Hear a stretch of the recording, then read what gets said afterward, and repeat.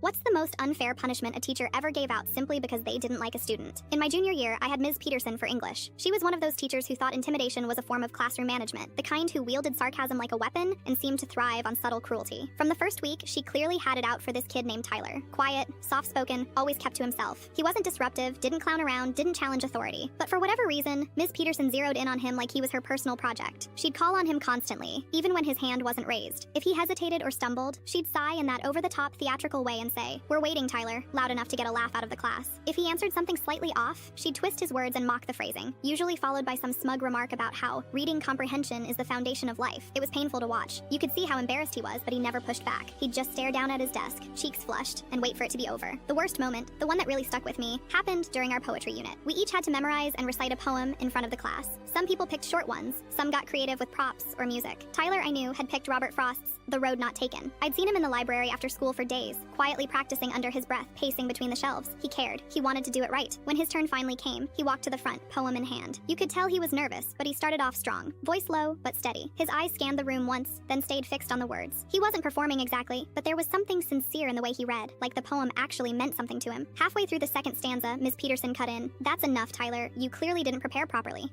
No explanation, no mercy, just like that. The room went dead silent. Tyler froze, still holding the paper in front of him. He hadn't made a single mistake. Not one, but she dismissed him like a child who'd broken a rule. He walked back to his seat slowly. He didn't say anything. Nobody did. After class, I heard him in the hallway, trying not to cry while talking to the school counselor. His voice was shaking. I didn't hear everything, but I caught enough. Apparently, Ms. Peterson had known Tyler's mom. They were friends once, years ago, until something happened that ended things badly. Tyler didn't even know the full story, but whatever happened between them, Ms. Peterson decided to take it out on him. The next day, Tyler didn't show up, or the day after that. A week passed before he came back, and when he did, he looked smaller. Shoulders hunched, eyes on the floor. He stopped speaking in class altogether. If called on, he'd mumble a one-word answer. Sometimes not even that. Nobody really talked about it after. Ms. Peterson kept doing her thing, and we all learned to stay quiet, but that moment never left me. The way she stripped his confidence in front of all of us, the way she twisted her personal grudge into a weapon and aimed it at a kid who had done nothing wrong. 3 years later, I ran into Tyler during college orientation. I almost didn't recognize him. He'd grown taller, his hair was longer, and he carried himself differently. Still soft-spoken, but steadier. We got coffee and caught up. Eventually, the conversation drifted back to high school. I brought up Ms. Peterson, unsure if I should, but he just nodded. "Yeah," he said quietly. "She wrecked me for a while." I ended up needing therapy after that year. Couldn't even walk into a classroom without panicking. There was a pause, then he smiled. "But I'm doing better now. I'm majoring in education." That surprised me. I asked him why. He sipped his coffee and said, "Because I want to be the teacher I needed back then."